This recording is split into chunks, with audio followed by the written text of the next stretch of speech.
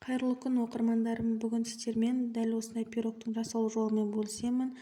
Ауызға салса бірден еритін, оңай жасалатын, ашыған айранмен де, балғын айранмен де жасалатын айран қосылған пирогты бөлісемін. Рецепті қабыл алыңыздар.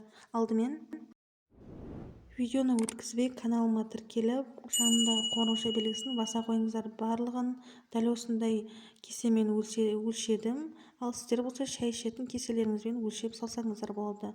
Алдымен дәл осы кесенің көлемінде көрсетілген. Негізі менің бұл кесемнің граммы 200 грамм. Сіздер шай ішетін кесеңіздің өлшемімен дәл осындай бір кесе зекер салып, оның үстіне 3 жұмыртқамызды жарып, толықтай қоюланғанша, яғни толықтай қантымыз ерігенше осылай миксердің көмегімен араластырып аламыз.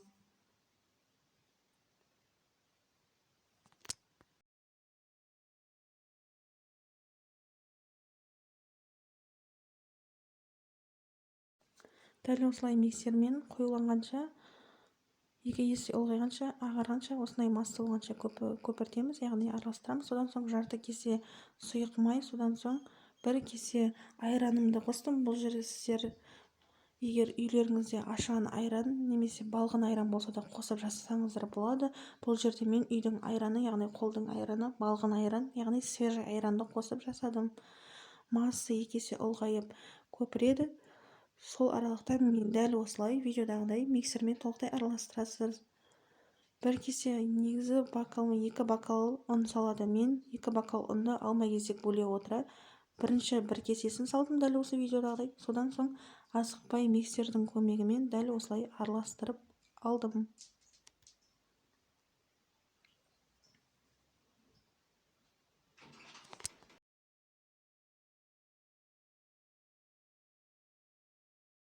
Бұл жерде мен екінші кесе ұнымды салдым.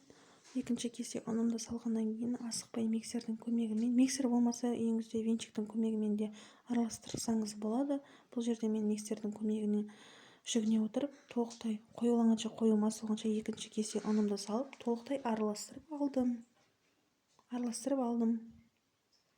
Бұл жерде мен қыздар бір айта кететін жайт, қамыр қопсытқыш, яғни қопсытқышымда разрыхитель салуды ұмытып кетіппін. Содан кейін бір чай қасық разрыхителімді салып, тағы да қоймалжың қою масса болғанша араластырып алдым.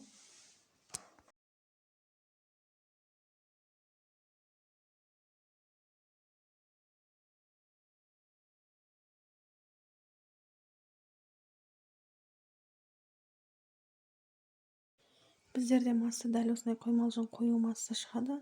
Сол массамызды 20 сантиметрлік формаға салып, қызып тұрған пешке пісіріп аламыз. Менде форма жоқ болғандықтан осындай кольцовый формаға салып, астына пергамент қағазын төсеп, толықтай қызып тұрған пеште асықпай асты мен үсті қызарғанша пісіріп алдым.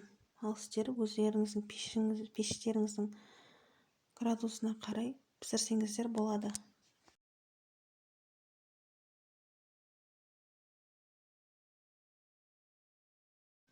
Менде дәл осындай кольцовый форма болды. Сол формаға пергамент қағазын төсеп, толықтай қызып тұрған пеште пісіріп алдым.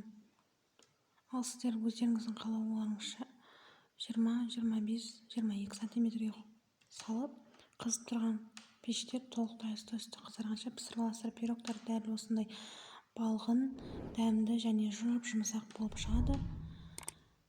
Менімен бірге жасаңыздар, бөлісіңіздер, каналға тіркеліп, арнаның дамуына үлестеріңізді қосыңыздар.